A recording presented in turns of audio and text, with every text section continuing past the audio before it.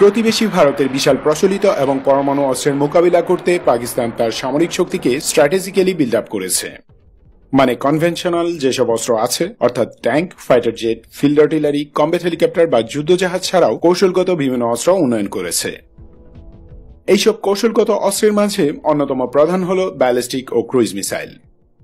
এই ভিডিওতে আমি পাকিস্তানি মিসাইল সমূহের সাথে আপনাদের সংক্ষেপে পরিচয় করিয়ে দেব।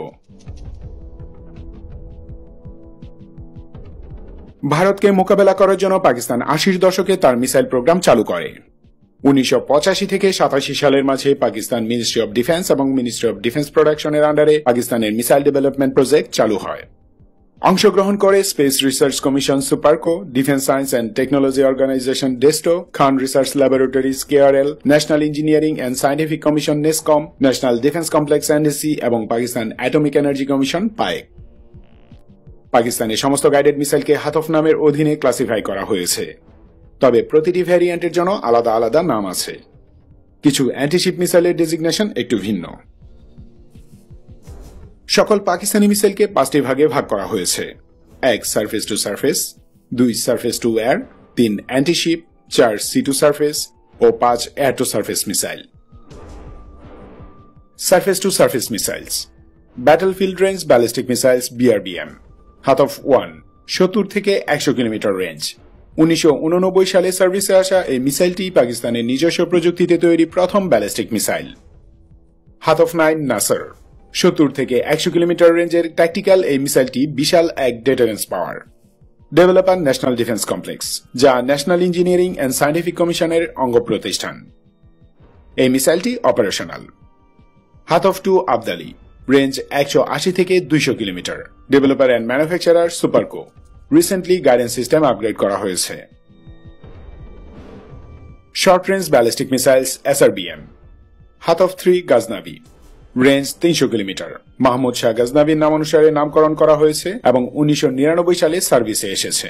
Developer NDC। হাতফ 4 শাহিন 1, 750 থেকে 900 kilometre effective range. Jointly developed by NDC and NESCOM. বিপুল সংখ্যায় উৎপাদন করা হয়েছে। পাকিস্তান আর্মির পাশাপাশি পাকিস্তান এয়ারফোর্সও পর্যাপ্ত সংখ্যায় মোতায়েন করেছে এই মিসাইল। সার্ভিসে এসেছে 2001 সালে। Hatf 4 A Shaheen 1 upgraded with latest navigation system, perfect একটি ভ্যারিয়েন্ট যা দিয়ে ইন্ডিয়ার অর্ধেক কভার করা হচ্ছে। Medium range ballistic missiles MRBM, Hatf 5 Ghauri 1, Sultan Shahabuddin Mohammad ঘৌরির নামানুসারে এই মিসাইলের নাম রাখা হয়েছে। এর রেঞ্জ 1300 থেকে 1500 কিলোমিটার। এটি তৈরি করেছে খান রিসার্চ ল্যাবরেটরিজ। হাতফ 5 এ ঘৌরি 2, 1800 কিলোমিটার রেঞ্জের এই মিসাইল মারাত্মক কার্যকর একটি মিডিয়াম রেঞ্জ ব্যালিস্টিক মিসাইল, নিখুঁতভাবে লক্ষ্যে আঘাত হানতে সক্ষম। Producer KRL। হাতফ 6 শাহিন 2, নেসকম ও NDCর জয়েন্ট ভেঞ্চার ডেভেলপমেন্ট, তৈরি করছে NDC। রেঞ্জ 1500 থেকে 2500 কিলোমিটার। US এয়ারফোর্স তাদের স্পাই স্যাটেলাইটের মাধ্যমে নজরদারি করে দেখেছে যে পাকিস্তান অন্ততপক্ষে 50টি শাহিন 2 মিসাইল লঞ্চার মোতায়েন রেখেছে। এটি পাকিস্তানের স্ট্র্যাটেজিক প্ল্যান্স ডিভিশন বা SPD অপারেট করে। SPD পাকিস্তানের 3 বাহিনীর যৌথ নিউক্লিয়ার কমান্ড, তবে শুধু এয়ারফোর্স ও আর্মি এই মিসাইলের জিম্মাদার। আবাবিল, পাকিস্তানের নিজস্ব প্রযুক্তিতে উৎপন্ন প্রথম MIRV মিসাইল।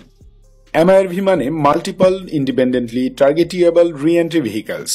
এর অর্থ স্বাধীনভাবে আঘাত হানতে সক্ষম রি-এন্ট্রি নিউক্লিয়ার ভেহিকল। একটি আবাবিল মিসাইলে 3 থেকে 8টি ওয়ারহেড যুক্ত থাকে। মিসাইলটি ফায়ার করার পর মহাকাশের কাছাকাছি গিয়ে যখন বায়ুমণ্ডলে পুনরায় প্রবেশ করে তখন মিসাইলের র্যাডম বা মাথা ওপেন হয়ে যায়, আর একটি ওয়ারহেডের বদলে 2 বা ততোধিক ওয়ারহেড সম্পূর্ণ স্বাধীনভাবে ভিন্ন ভিন্ন টার্গেটে আঘাত করে।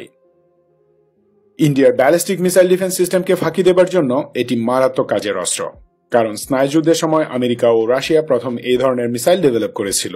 ফলাফল তখন 2 পক্ষই শান্ত হয়ে চুক্তিতে আবদ্ধ হয়েছে। এক্সপার্টগণ বলেন পাকিস্তানকে চীন এই অস্ত্র উন্নয়নে সাহায্য করেছে। আবাবিলের range 2200 kilometre. Operator Pakistan army strategic forces command, তৈরি করেছে নেসকম।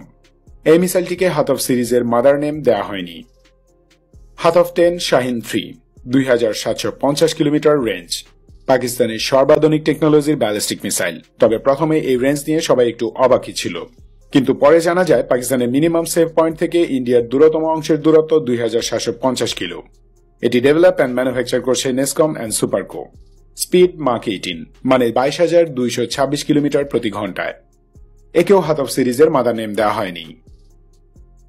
ইন্টারকন্টিনেন্টাল ব্যালিস্টিক মিসাইলস আইসিবিএম 2005 থেকে জানা যায় পাকিস্তানের দুটি আন্তঃমহাদেশীয় ক্ষেপণাস্ত্র ডেভেলপমেন্ট প্রোগ্রাম চালু আছে।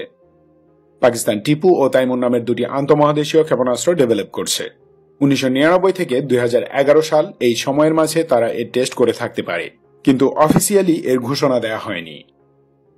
টিপু আইসিবিএম এর রেঞ্জ 4000 কিলো থেকে 5500 কিলোমিটার, মূলত নিউক্লিয়ার ফার্স্ট স্ট্রাইক এলিমেন্ট, এবং 1999 সালে প্রথম ফ্লাইট টেস্ট করার কথা শোনা গিয়েছিল।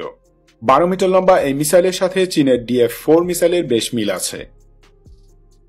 দ্বিতীয় যে পাকিস্তানি আইসিবিএম এর কথা জানা যায় সেটি হল তাইমুর। অনেকে বলেন এর রেঞ্জ 7000 কিলো, আবার অনেকে দাবি করেন এটি 9000 কিলোমিটার রেঞ্জের আইসিবিএম। প্রথম দিকে ফেডারেশন অব আমেরিকান সায়েন্টিস্ট বা ফাস, মিসাইল থ্রেট ইনিশিয়েটিভ ও মিসাইল নন প্রলিফারেশন গ্রুপগুলোর ওয়েবসাইটে এ নিয়ে বেশ চমৎকার তথ্য ছিল। পরে তারা সেসব ইনফো সরিয়ে নেয়। তবে ফাসের এক গবেষণায় বেশ কিছু চমকপ্রদ তথ্য জানা যায়। তারা বলছে 1998 থেকে 2005 সালের মাঝামাঝি কোনো এক সময় পাকিস্তান আন্তঃমহাদেশীয় ক্ষেপণাস্ত্র সক্ষমতা অর্জন করেছে।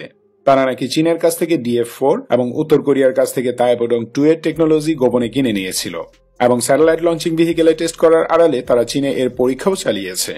আর আপনারা জানেন চীন এবং পাকিস্তানের মাঝে বন্ধুত্ব অনেক স্ট্রং। এদিকে 2010-এ আন্তর্জাতিক নন প্রলিফারেশন সামিটে পাকিস্তানি সায়েন্টিস্টদের ডিফেন্স জার্নালিস্টরা এ ব্যাপারে প্রশ্ন করেন। উত্তরে তারা ইঙ্গিতে বুঝিয়ে দেন যে পাকিস্তানের কাছে অনেক আগে থেকেই আইসিবিএম টেকনোলজি রয়েছে। ইসলামাবাদ যদি মনে করে যে তারা হুমকির মুখে আছে, তাহলে আইসিবিএম টেস্ট করে তার জবাব দিবে। তাদের এই দাবির সত্যতা স্বরূপ একটি প্রমাণ হল আবাবিল MIRV মিসাইল। 2017 সালের জানুয়ারিতে পাকিস্তান এই মিসাইলের টেস্ট করে। সারা বিশ্বই বলতে গেলে চমকে যায়, কারণ MIRV মিসাইল টেকনোলজি অত্যন্ত মারাত্মক। 5টি পরাশক্তি ছাড়া কেবল ইসরায়েল, পাকিস্তান ও ইরানের কাছে এই টেকনোলজি রয়েছে। সেই ইন্টারভিউয়ের সময় পাকিস্তানি মিসাইল সায়েন্টিস্টগণ আইসিবিএম প্রযুক্তি সম্পর্কেও আভাস দিয়েছিলেন। পাকিস্তানের কাছে আইসিবিএম মিসাইল থাকাটা খুবই স্বাভাবিক, কিন্তু তারা বিভিন্ন কারণে তা প্রকাশ করছে না। এর অন্যতম প্রধান কারণ হল পাকিস্তান পশ্চিমা দুনিয়াকে বুঝিয়েছে যে তারা ইন্ডিয়াকে ঠেকানোর জন্য এসব মিসাইল বানাচ্ছে, আর এটা কেনা জানে যে ইন্ডিয়া পাকিস্তানের অস্তিত্বের জন্য হুমকি। সো পশ্চিমারা দৃশ্যত চুপ থাকতে বাধ্য হয়েছে। কিন্তু ইন্ডিয়ার রেঞ্জ কভার করার পর 5-10 হাজার কিলোমিটার রেঞ্জের মিসাইল পাকিস্তান কেন বানাবে, এটার কারেক্ট আনসার কিন্তু তারা দিতে পারবে না। গত 7-8 বছর ধরে পাকিস্তান আমেরিকা সম্পর্ক বরফ শীতল। স্যাংশন আরোপ না করলেও নানাভাবে চাপে ফেলছে। এর কারণ পাকিস্তানের ডোমেস্টিক মিসাইল টেকনোলজি। তাদের কয়েকটি মিসাইলের রেঞ্জ ইউরোপকেও কভার করছে। তারা সাবমেরিন লঞ্চ ক্রুইজ মিসাইল বানাচ্ছে, এবং এসব অস্ত্র ইসরায়েলের জন্য বিপজ্জনক। সুতরাং বুঝে নিন কেন পাকিস্তান আইসিবিএম টেস্ট করছে না বা ঘোষণাও দিচ্ছে না। অনেক বাড়তি বকবক করে ফেললাম, সরি। এবার চলুন অন্যান্য পাকিস্তানি মিসাইলগুলো দেখি। ক্রুজ মিসাইলস হাতফ 7 বাবুর। প্রথম মুঘল সম্রাট জহিরুদ্দিন বাবরের সম্মানে এর নাম রাখা হয়েছে বাবুর। রেঞ্জ 350 থেকে 700 কিলোমিটার। পাকিস্তানের নিজের ডিজাইন ও ডেভেলপ করা প্রথম ক্রুজ মিসাইল এটি। এই মিসাইল ইন্ডিয়ার বিরুদ্ধে স্ট্র্যাটেজিক অ্যাডভান্টেজ ক্রিয়েট করেছে। বাবুর নিয়াস্টিলথ একটি ক্রুজ মিসাইল। এতে ইনার্শিয়াল নেভিগেশন সিস্টেমের পাশাপাশি দুনিয়ার সকল স্যাটেলাইট গাইডেন্স সিস্টেম যুক্ত আছে, যেমন American GPS, Russian GLONASS, European Galileo এবং Chinese BeiDou navigation satellite system. সকল স্যাটকম যুক্ত করার কারণ হল প্রয়োজনের সময় যদি কোনো পক্ষ স্যাটকম সিস্টেমে অ্যাক্সেস বন্ধ করে দেয়, তাহলে পাকিস্তান যাতে বিপদে না পড়ে। এছাড়াও বাবুর মিসাইলের আরো ইউনিক যেসব ফিচার আছে তা হল টেরেন কাউন্টার ম্যাচিং, টেরকম এবং digital scene matching and area correlation DSMAC system. Babur missile মাটি থেকে মাত্র কয়েক ফিট উপর দিয়ে উঠতে সক্ষম। এই দুই সিস্টেমের কল্যাণে মানে টেরকম ও DSMAC থাকায় বাবুর মিসাইল গাছপালা বা পাহাড় পর্বতে ধাক্কা খাবে না, আর এত নিচু দিয়ে উড়ে যাওয়ার ফলে শত্রু রাডারও একে শনাক্ত করতে পারবে না। নিখুঁতভাবে টার্গেটে হিট করবে। 4টি বাবুর মিসাইল একটি মোবাইল ট্রান্সপোর্টার ইলেকট্রন লঞ্চারে ক্যারি করা হয়। বলা হয় টার্বোফ্যান ইঞ্জিনযুক্ত বাবুর ক্রুইজ মিসাইল লক্ষ্যের 9 ফিটের মাঝে হিট করতে পারঙ্গম। Developer national defence complex. Babur মিসাইলের একটি কাহিনী আছে, ছোট করে বলি। 1998 সালের মাঝামাঝি সময়ে ক্লিন্টন প্রশাসন আফগানিস্তানে তালেবান সরকারের উপর টোমাহক ক্রুইজ মিসাইল ফায়ার করেছিল। ইউএস নেভির ফায়ার করা মিসাইলগুলো পাকিস্তানের উপর দিয়েই ফ্লাই করেছে। তার মাঝে 2টি টোমাহক মিসাইল নেভিগেশন গ্লিচের কারণে পেশাওয়ারের দুর্গম পার্বত্য অঞ্চলে ক্র্যাশ করে। যেহেতু সে মিসাইলে প্রক্সিমিটি সেন্সর যুক্ত ছিল, তাই হয়তো বিস্ফোরিত হয়নি। পাকিস্তান সেই ক্র্যাশ করা মিসাইলগুলো কালেক্ট করে তা স্টাডি করেছে। চীনের কাছ থেকে হেল্প নিয়ে সোর্স কোড ডিকোড করে সম্পূর্ণ নতুন ডিজাইনের ক্রুজ মিসাইল তৈরি করেছে।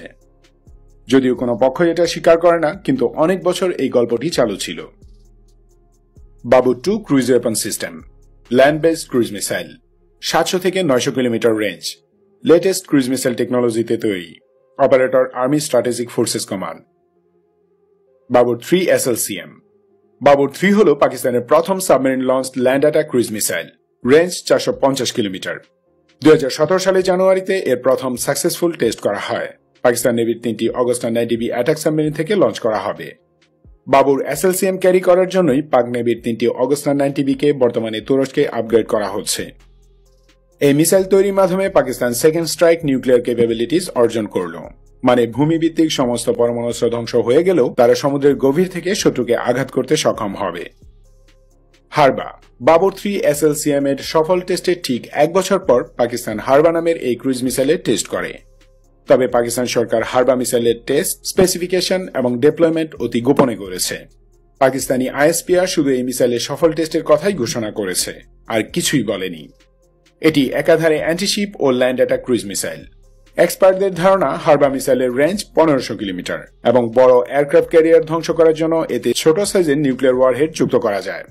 তবে ইসলামাবাদ এই মিসাইলের বিস্তারিত টেকনিক্যাল ডেটা প্রকাশ করেনি আমেরিকান নিষেধাজ্ঞার ভয়ে।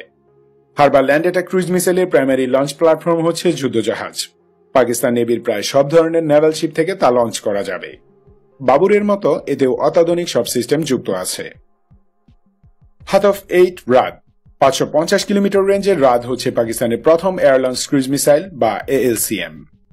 নেসকম ও এয়ার ওয়েপন্স কমপ্লেক্সের তৈরি এই মিসাইলের সম্ভাব্য সব স্টিল ফিচার যুক্ত করা হয়েছে। পাকিস্তান এয়ারফোর্স এটি অপারেট করে।